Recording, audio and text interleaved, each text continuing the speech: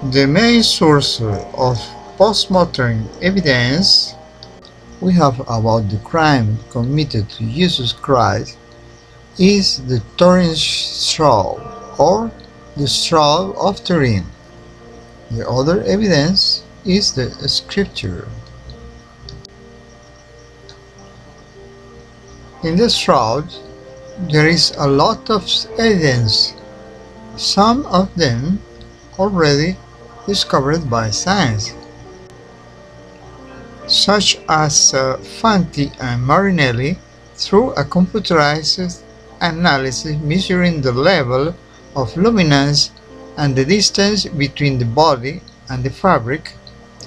It was possible to know the position in which the body was to be wrapped into the shroud, which evidently reflects the presence of rigor mortis, except the arms that were brought to the proximity of the body to be able to wrap in the shroud.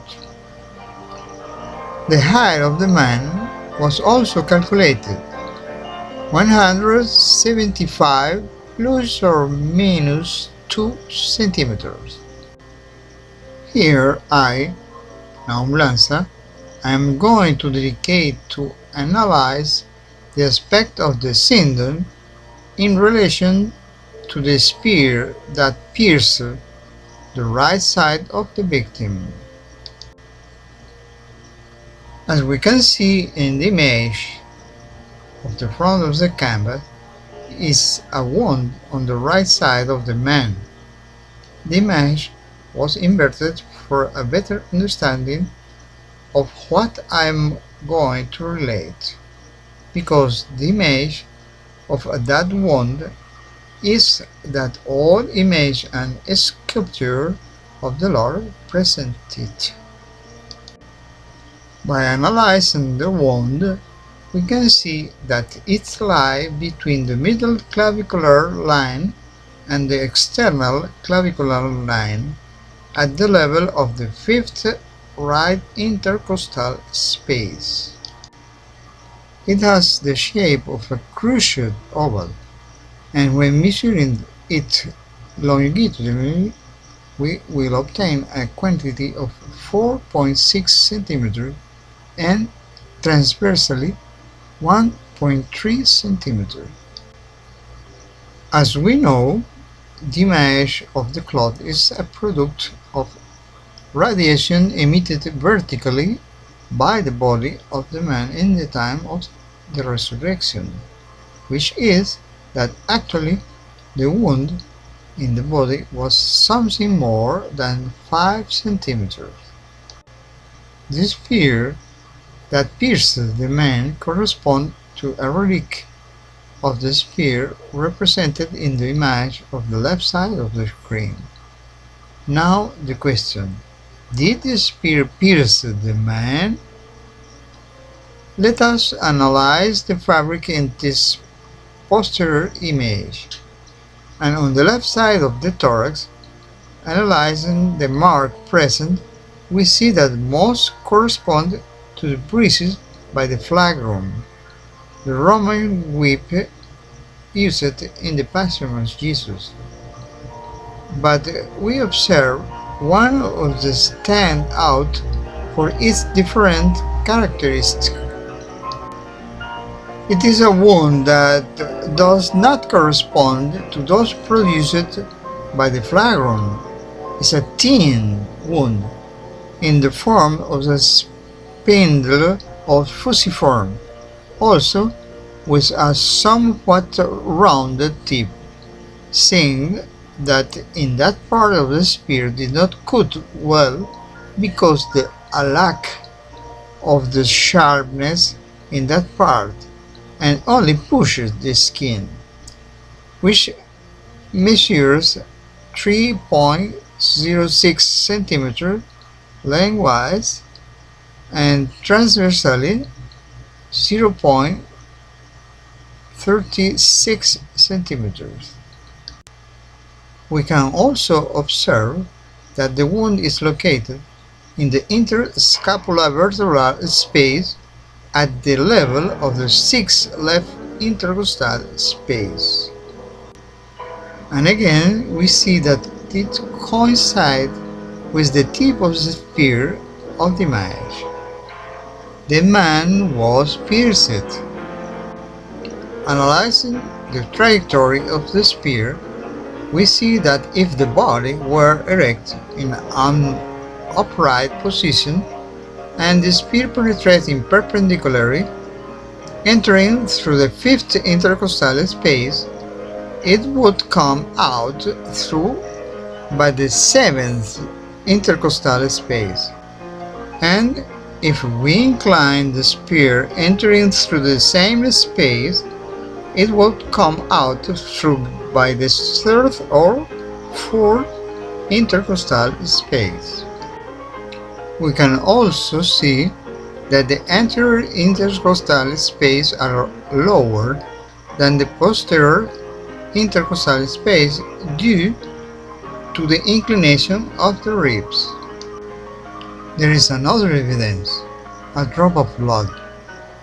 In a wound of the left wrist produced by the nail, we can observe that the first drop that falls vertically by gravity, with a slight deviation by the presence of this slide process of the ulna, the drop tells us of the angle of inclination in which the upper limb was at the time of the crucifixion, 45 degrees in relation to the horizontal. For a man of medium build and height of 176 cm to be with both arms at 45 degrees in relation to the horizontal, the distance between the nail of both wrists would be of 1014 millimeters. That could be the base of a triangle.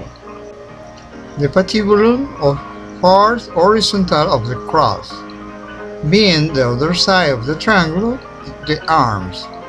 That determines that the height of the triangle would be 535 millimeters, and the inclination of that triangle would be 55.8 degrees in relation to the horizontal. This finding determined that the inclination in which the body of the man was on the cross was 15 degrees. With that inclination of the body, the lance entering through the 5th intercostal space could exit through the 6th intercostal space, and the inclination of the lance in the sagittal plane would be approximately 40 degrees.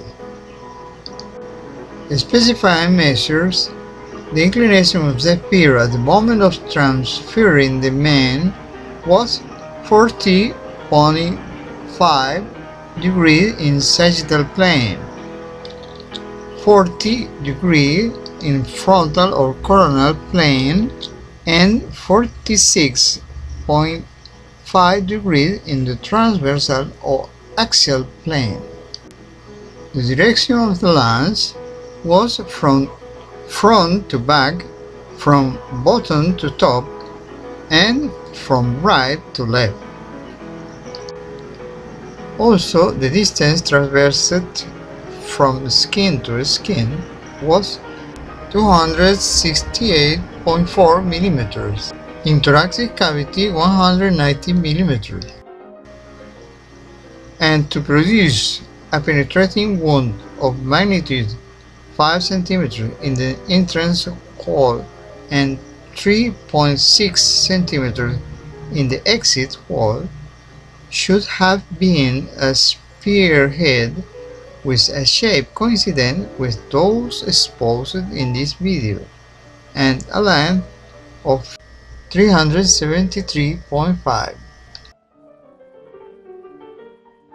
Anatomically, the organism rests in the path of penetration of the tip of the lance, where skin, subcutaneous cellular tissue, anterior muscular aponeurose of the intercostal muscle, the muscle itself, its posterior aponeurose, pleura, the right lung, its lower lobe, transparent in the image, the pericardium, right atrium, pericardium, vessel, pleura, left lung, pleura, the muscle intercostal, long dorsal, major rhomboid, and trapezius with their respective aponeurose, subcutaneous, the cellular tissue, and skin.